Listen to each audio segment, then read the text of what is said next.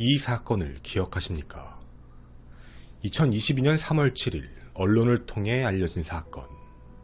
술에 취해 연인을 살해하고 시신을 방치한 20대 남성이 검거되었다.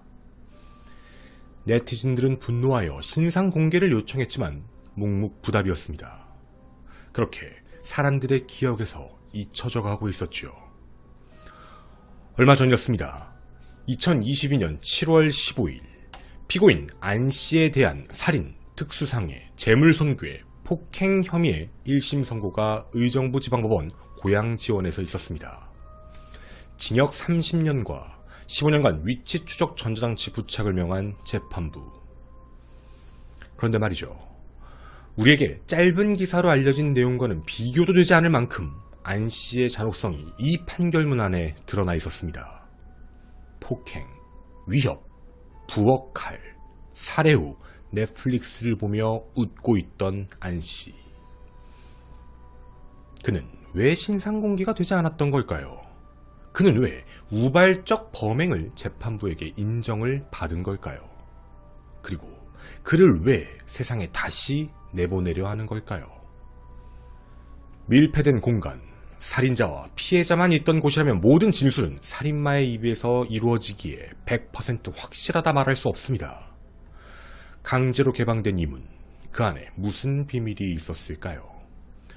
당신이 몰랐던 사건, 고양 오피스텔 살인사건 안씨의 의혹편입니다. 첫 번째 섹션, 사건 발생. 2022년 3월 6일 밤 10시 35분 고양경찰서에 신고전화가 접수됩니다. 친언니와 며칠째 연락이 되지 않아 가족들과 오피스텔 문 앞에 찾아왔는데 아무리 문을 두드려도 열어주지 않는다라는 내용이었습니다. 그럼 사람이 없었던 걸까요? 동생의 다음 말은 의미심장했습니다. 분명 내부에 인기척은 있다였죠. 경찰은 소방당국과 협조하여 경기도 고양시 덕양구의 한 오피스텔로 출동합니다. 가족들의 동의를 얻어 함께 문을 개방하는 그 순간 집안 내부는 끔찍한 살인 현장이었습니다. 난방시설을 작동시켜 후텁지근했던 집안 내부. 만취한 남성 23세 안씨 옆에는 이불에 덮인 무언가가 함께 있었죠. 조심스럽게 걷어보자 이미 부패가 진행 중인 피해자 22세 A양의 시신이 발견됩니다. 안씨는 횡설수설하며 자신이 죽였다고만 말할 뿐이었죠. 경찰은 현장에서 안씨를 살인 혐의로 긴급 체포하여 연행하게 됩니다. 이미 부패가 진행 중이라면 사망한 지 시일이 좀 지났다는 것이며 시신을 그대로 둔 채 집안에서 생활을 하고 있었다는 안씨. 그럼 죄책감 때문이었을까요? 그렇다고 보기엔 배달 음식을 시켜 먹은 흔적으로 그릇은 40개 이상이 쌓여 있었고 술병도 무려 수십 병이 발견되었습니다. 무지개, 주거지가 없던 안씨는 연인을 살해하고 그 연인의 집 안에서 숙식과 음주를 해결하고 있던 것이었죠. 경찰 조사에서 안씨는 살해한 이유에 대해 구체적으로 언급하지 않았으며 그냥 우발적으로 죽였다라는 말만 반복했습니다. 실제 국가수 부검 결과 피해자의 사인은 질식사, 목을 졸라 살해한 것이 직접적인 원인이었죠. 3월 8일 구속영장 심사를 위해 의정부지법 고양지원에 출석한 안씨. 취재진의 질문에도 죄송하다라는 짧은 말만 남길 뿐이었습니다. 그런데 피해자의 여동생은 의미심장한 말을 또 전했습니다. 이전에도 때린 적이 있다. 이 날도 맞은 것 같다. 그리고 자신이 그날 언니를 데려가자 하는 것이 천추의 한이다. 두 번째 섹션, 분석. 고양시에서 발생한 이 살인사건. 어떠한 계획도 없이 순간적으로 화가 나서 살해했다. 이를 우발적 살인이라 부릅니다. 그런데 여기서 한 가지를 생각해봐야 할 것이 있습니다.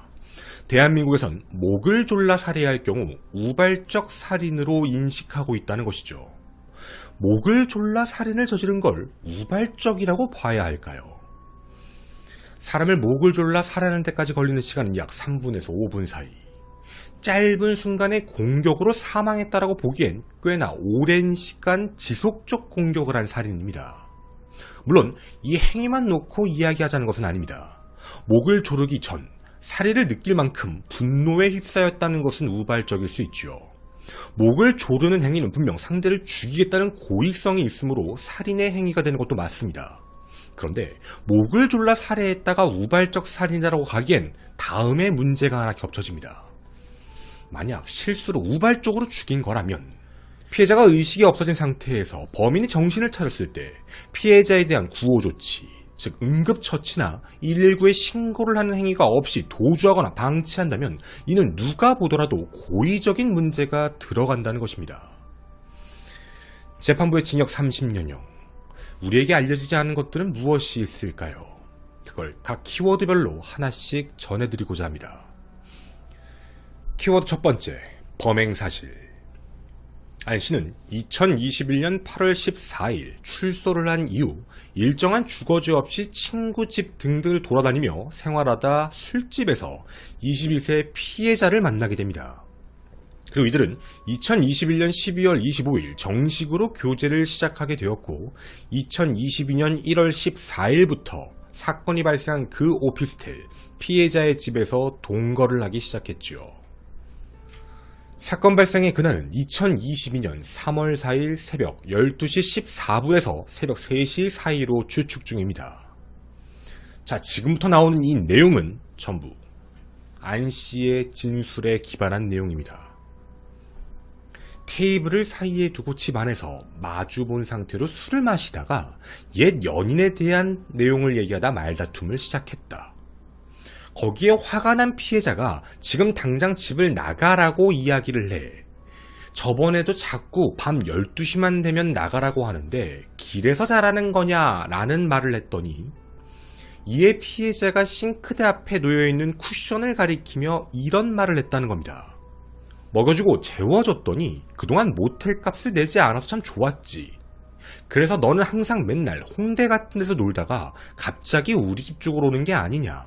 모텔비 아껴서 좋겠다. 저 쿠션에서 자고 해 뜨면 바로 나가. 이 말을 들은 안 씨가 순간적으로 자존심이 상해 살해하기로 마음을 먹고 피해자의 앞으로 다가갔더니 피해자도 자리를 박차고 일어나 서로 마주본 상태가 되자 더 격분하게 됐다는 겁니다.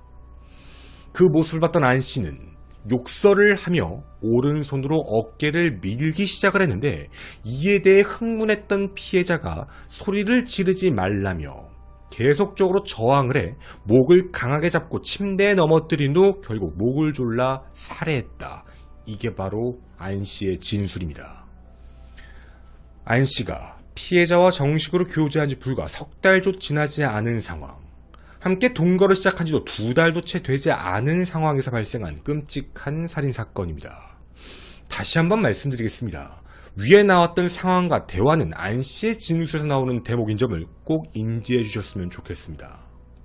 안 씨의 말을 정리해보면 피해자가 자신에게 시비를 걸었고 거기에 욱해서 뭐라 했더니 똑같이 자신에게 뭐라고 해 자존심을 상하게 하자 욱해서 범행을 저질렀다라는 말이죠. 궁금합니다. 한 번의 다툼으로 살인까지가 과연 가능한 걸까요? 그리고 그는 욱해서 사람을 살해했다고 해놓고 어떠한 구호 조치도 왜 하지 않았던 걸까요? 두 번째 키워드, 폭행. 앞서 말씀드렸던 2022년 1월 14일, 바로 그날은 함께 동거를 시작했던 시기이기도 합니다. 그런데요, 우리에게 감춰졌던 내용이 있었습니다. 안 씨의 폭력성, 그 잔혹성은 그대로 드러나기 시작하죠. 확인된 것만 고작 3번입니다. 2022년 1월 28일, 함께 산 지 불과 2주도 채 되지 않은 시간이었습니다. 그날 서로의 술자리에서 뭔가 오해가 하나 생겼던 부분이 있었습니다. 1월 27일, 피해자와 피해자 친구와 함께 술을 마신 자리에서 피해자의 친구와 단 둘이 사진을 찍었다는 이유로 말다툼을 시작하게 됩니다. 이에 화가 났던 안 씨가 피해자를 폭행하기 시작했는데 자신의 진술로는 배를 1회 때렸고 몸을 웅크린 피해자의 가슴과 옆구리를 주먹으로 또 때려서 폭행했다라고 나오게 됩니다. 자신에게 무언가를 얘기했을 때 화가 나서 때렸다. 그게 안 씨의 이야기입니다. 여기서 끝났을까요? 2022년 2월 1일 새벽 똑같은 시간이었습니다. 이날도 과거에 교제했던 이성 문제로 또다시 말다툼을 하다 화가 나서 오른손으로 손을 잡고 왼손으로 목을 잡아 침대에 넘어뜨린 뒤 얼굴을 여러 차례 때렸다라는 게 확인이 됩니다.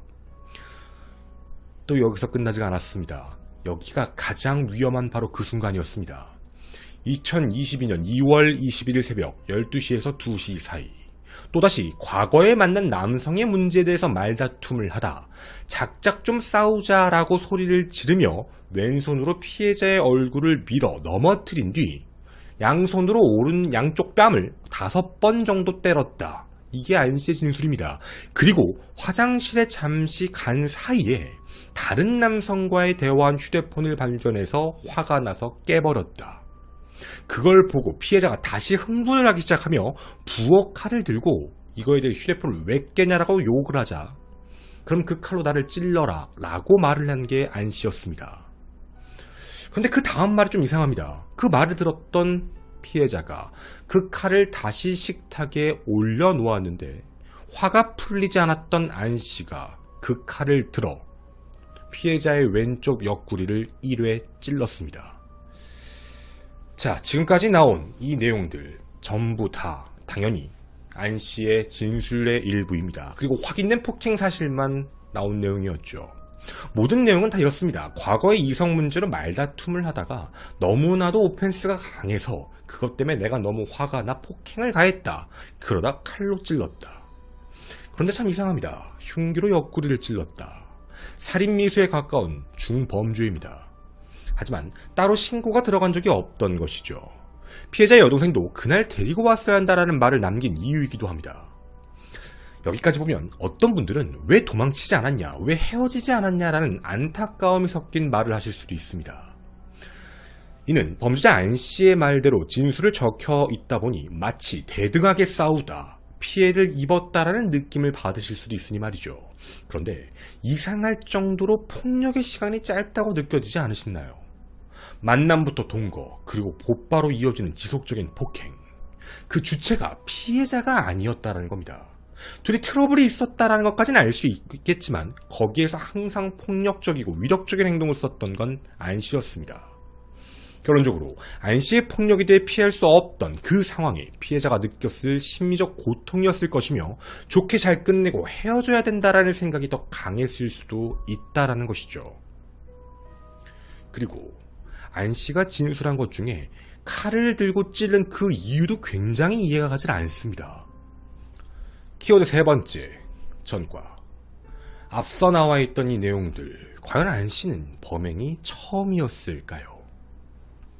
나이 23세였던 안씨, 그의 전과는 2017년부터 시작됩니다. 2017년 2월 26일 클럽에서 춤을 추고 있던 여성을 강제 추행을 하게 돼 징역 6월에 집행유예 2년을 선고받게 됩니다. 집행유예 기간이었죠. 조심해야 될 상황입니다. 그런데 안씨는 이것마저 무시해버립니다. 같은 해인 7월 17일 버스에서 처음 본 15세 여학생을 끌고 가 위력으로 유사 성행위의 범죄를 일으킵니다. 그런데 재판부도 참 신기합니다. 앞서 집행유예 기간이었습니다. 하지만 재판부는 관대했지요. 이 사건이 또다시 발생했음에도 불구하고 징역 2년 6개월에 집행유예 3년을 판결합니다. 즉 수감되지가 않은 상황이었죠. 그렇게 안씨는 또다시 범행을 저지르고 있었습니다. 2018년 8월 6일 길가에서 마주친 사람들에게 공동 공갈, 상해, 재물손괴를 범해 500만원의 벌금형도 선벌을 받았죠. 일면식도 없는 사람들 상대로 계속적으로 범행을 저질러 온 겁니다. 2017년부터 2018년까지 집행유예 3건, 벌금형 4건의 형사처벌 전력을 받은 굉장히 짧은 시간 동안 여러 차례였던 것이죠. 2018년 7월 19일 광주 고등법원에선 한 가지의 문제가 있었습니다. 아동 청소년의 성보호에 관한 법률 위반, 그 혐의로 징역 2년 6월에 집행유예 3년을 선고받았던 상황이었는데 이게 집행유예가 취소가 되는 상황이 있었죠. 2019년 5월 28일 준수사항을 위반한 혐의였습니다. 해서 징역형을 살게 됐죠. 그게 2021년 8월 14일까지였습니다. 8월 14일 출소해 친구 집을 계속 돌아다니다가 나중에 술집에서 피해자를 만나 동거를 했고, 그리고 얼마 뒤 살인사건이 발생한 것입니다.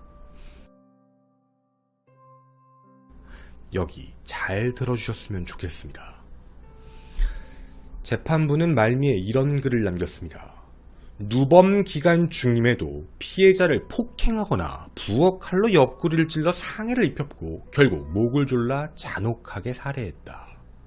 아무런 잘못 없는 피해자는 극도의 공포와 고통 속에서 고귀한 생명을 빼앗겼고, 피해자의 유족들 또한 피해자가 잔혹하게 살해당함으로 평생 치유될 수 없는 깊은 마음의 상처를 입게 되었다. 그럼에도 범행을 저지른 후 이불로 덮어놓은 뒤 같은 공간에서 배달 음식을 시켜 먹으며 술을 마시거나 넷플릭스의 영상을 보는 등 일말의 죄책감 또한 느끼지 못한 인면수심의 행태를 보였다. 피고인은 유족들에게 적극적으로 용서를 구하거나 피해를 배상하고 위로하기 위한 어떠한 조치도 취하지 않고, 피해자의 유족들과 지인들은 법이 허용하는 최대한의 엄벌을 내려줄 것을 탄원하고 있다. 다만 범행을 모두 인정하고 있는 점, 피해자와 다투던 중 우발적으로 살해하게 된 것으로 보이는 점을 유리한 정상으로 참작하고, 그 밖에 나이, 성행, 환경, 범행의 경위와 수단, 결과, 범행 후의 정황 등 이 사건 기록과 변론에 나타난 모든 양형 요소를 종합하여 주문과 같이 형을 정한다. 징역 30년형이었습니다. 우발적 살인이라 인정하는 재판부. 물론 이례적으로 높은 형량을 준 건 맞습니다. 우발적이라 치더라도 너무 잔혹하고 이해할 수 없다라는 점이죠. 그런데 의문이 하나 남는 게 있습니다. 그 정도로 잔혹한 살인마입니다. 내보내는 게 맞을까요? 저희는 한 가지 놀랄만한 이야기를 전해드리고자 합니다. 안 씨의 사이코패스 점수는 상상 이상이었습니다. 이걸 조사하는 이유가 있죠. 나중에 나왔을 때 또다시 재범을 할 수 있는 그 평가 척도를 확인하기 위해서였습니다. 출소한 지 5개월이 지나 1월 28일부터 폭행, 2월 21일 칼로 옆구리를 찌르고 3월 4일 살해를 했다. 정말 짧은 기간이죠. 살해 후 사체를 바닥에 방치해 놓은 채 그 안에서 술을 먹고 영상을 보고, 술이 부족하자 근처의 편의점에 가서 술과 안주를 추가 구입해오는 행동까지 보였다. 세 번째, 넷플릭스 등에 접속해 영상을 계속적으로 시청하는 등 태연하게 행동했다. 참혹한 범행에도 죄책감이 있었는지조차도 의문이 든다. 넷, 술을 마시면 화를 참지 못한다는 걸 본인도 알고 있다. 술에 취하면 폭력적인 상황이 발현될 가능성이 매우 높아 재범 위험성이 높은 케이스다. 다섯, 인성검사 결과 반사회성의 척도가 매우 높다. 분노, 통제가 어렵고 공격으로 바로 표출되는 모습이 보이며 타인에 대한 이해보다는 자신의 욕구 충족이 우선시되고 자기 과시적인 경향을 보이고 있다. 이렇게 재범 위험성의 평가 척도는 높음. PCLR 검사, 우리에겐 사이코패스 검사라고 알려진 정신병질자 선별 도구의 점수가 나왔습니다. 40점 만점에 안 씨는 30점이 나왔습니다. 30점, 어떤 점수일까요? 40점 만점에 38점을 기록했던 범죄자 유영철입니다. 그 이하 조두순, 강호순, 이영학 전부 기억하실 겁니다. 이들은 30점이 되지 않습니다. 안 씨는 30점입니다. 재판부는 교정 교화가 가능하다고 자신하는 걸까요?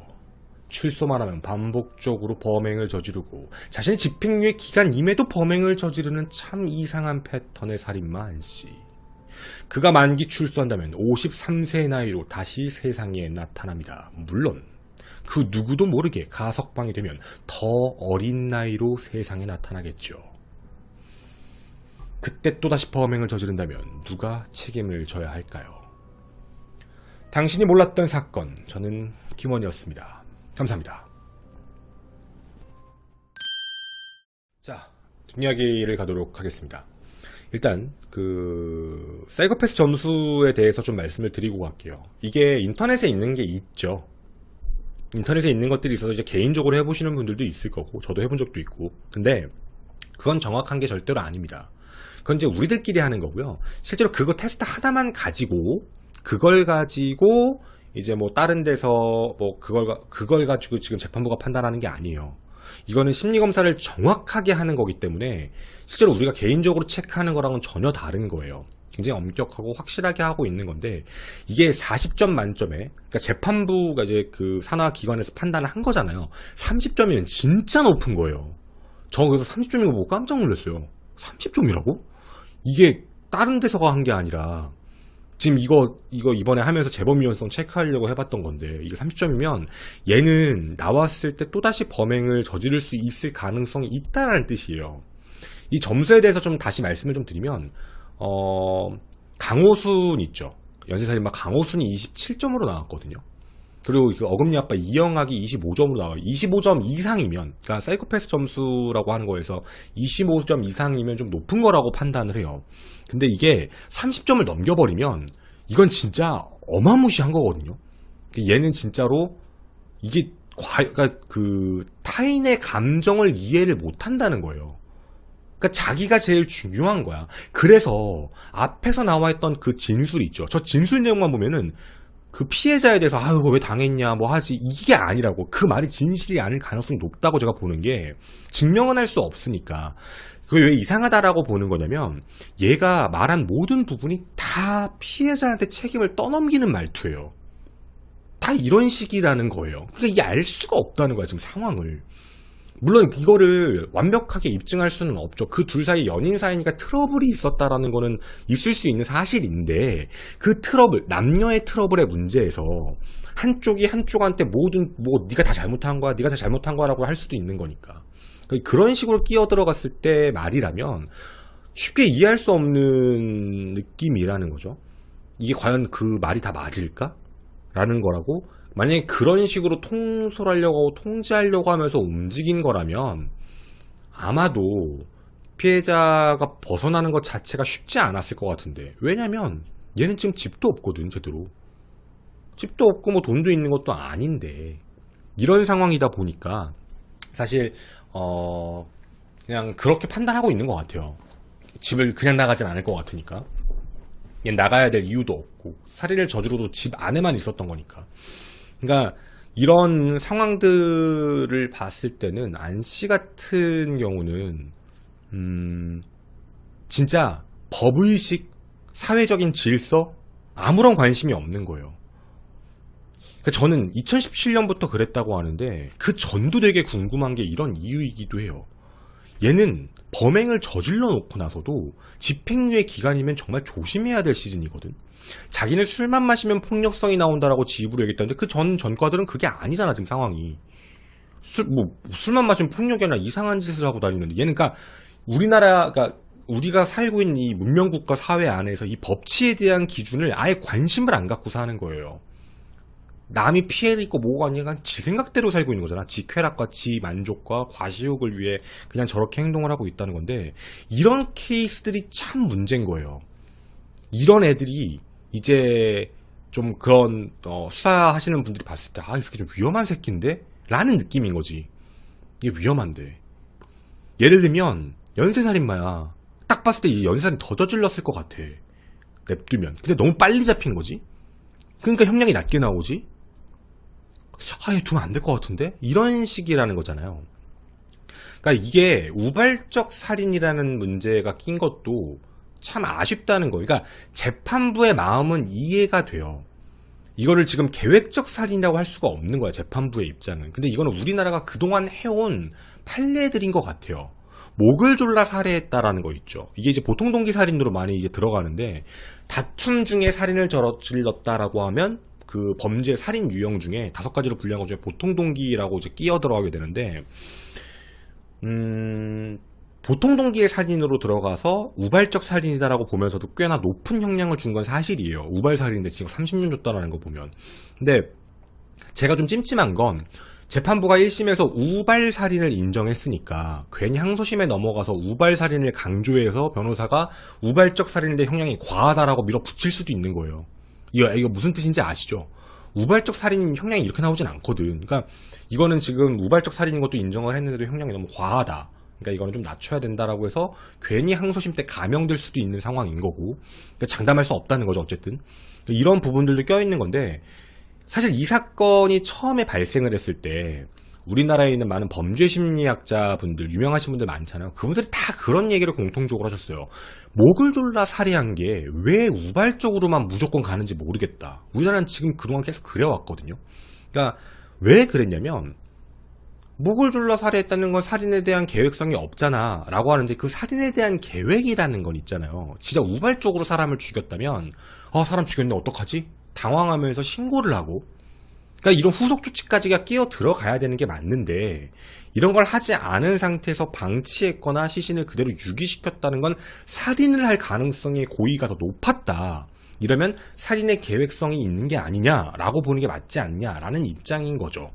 그래서 그리고 이게 그냥 화가 나가지고 하고 빵 쳤는데 사람이 죽었다 이런 부분이 아니라, 지속 시간이라는 게 있다 보니까 굉장히 오랜 시간 동안 감정이 폭발하면서 목을 졸라 살해를 했는데, 그 뒤에 자기가 할 수 있는 어떤 행동, 그 시간까지 다 포함하게 되면 이건 살인에 대해서 고의성도 강하고 계획적으로 움직일 수밖에 없다 라고 봐야 된다는 거지. 그러니까 예를 들면 이런 말은 할 수 있잖아. 상대방이 너무 화가 나게 해서 그냥 기절만 시키려고 목을 졸랐어요. 그럼 후속 조치를 해야죠.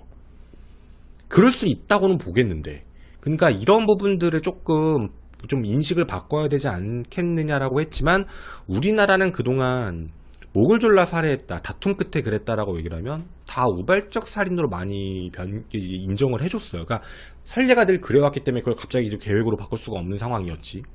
어떻게 보면 형량은 거의 계획적 살인만큼 나왔던 건 맞으니까. 물론 그 전에 전과들도 있었고. 그러니까 그런 부분이긴 하지만 조금 걱정은 돼요. 이게 지금 1심 재판부가 세게 주긴 했지만 우발적 살인이란 부분을 분명히 명시했기 때문에, 이거 자칫 잘못하면은 항소심 재판부 때 변호인 측에서 따질 수 있는 이유가 있죠. 그동안의 양형, 그동안의 판례들을 봤을 때 우발살인 치고는 형량이 너무 과하다, 이런 부분들이겠지. 그러니까 이건 조금 더 지켜는 봐야 되겠죠. 그리고 또 하나, 제가 이거 한 번 더 명시를 할게요. 이게 나온다는 거예요. 깎여도 나오겠지만, 뭐 그냥 살다가, 이거 지금 혐의 자체가 살인, 특수상해 이런 거밖에 없으니까, 만약에 이거 걔 안에서 착한 척하고 살다가 가석방 나오면, 우린 가석방 될 때 가석방 누가 됐는지, 가석방 된 사람이 무슨 전과가 있었는지 아무것도 몰라요. 얘 지금 여러분 저지른 범행 패턴 보고 그 전과 한번 봐보시겠어요? 우리가 사건의 경중을 비교하면 안 돼요. 저도 알아요. 이준석, 김병찬 다 기억하시죠? 얼마 전에 막 다 교제 살인해가지고 막 전 연인 살해하고 막 다 얼굴 까졌던 걔네들이잖아요. 얘는 왜 공개가 안 됐을까요? 얘는 공개가 안 됐어요. 얼굴이. 얘는 이름도 공개가 안 됐어요. 사안만 놓고 보면 굉장히 잔인하단 말이에요. 이거 진짜 알았을 거야. 경찰에서도 이미 처음부터 다 알고서 수사가 들어갔고 바로 넘기고 이렇게 들어갔던 상황인 건데, 이런 것들을 봤을 때는 사실 실상 공개가 됐을 법한 가능한 그런 쪽이었을 것 같은데, 그게 되지 않았다라는 거? 그게 참 아이러니컬한 부분이기는 하죠. 어쨌든 그래서 문제는 이런 새끼가 현재까지는 최장 30년 안에 세상에 다시 나타난다는 얘기죠. 우리가 언젠가, 예를 들면 우리 요즘에 그런 기사들을 보잖아요. 얼마 전에도 있었잖아. 얼마 전이 뭐야. 어제 진행했던 권재찬. 걔 옛날에 살인전과였잖아. 살인전과였다가 가석방 돼서 나왔던 애가 또 살인 저질렀다가 우리가 왜 이러잖아요. 뭐 하는 거냐. 그때 당시에는 이게 또 그렇게 반복되면, 그러니까 이런 문제들이 있어서 교정 교화가 진짜 될까라는 생각이고요. 제가 이제 좀 고견을 전해 들은 분께서는 그러시더라고요. 제 교정 교화 안 될 거라고. 그리고 쟨 진짜 위험한 애라고. 너무너무 위험한 케이스라서 사회에 대한 반감만 있는 앤데 얘가 과연 나중에 다시 사회에 나왔을 때 어떤 삶을 살아갈지를 사실 상상도 하고 싶지 않다라는 입장만 전해주셨어요. 그래서 여러분께 이 사건에 대해서도 전해드렸습니다. 감사합니다.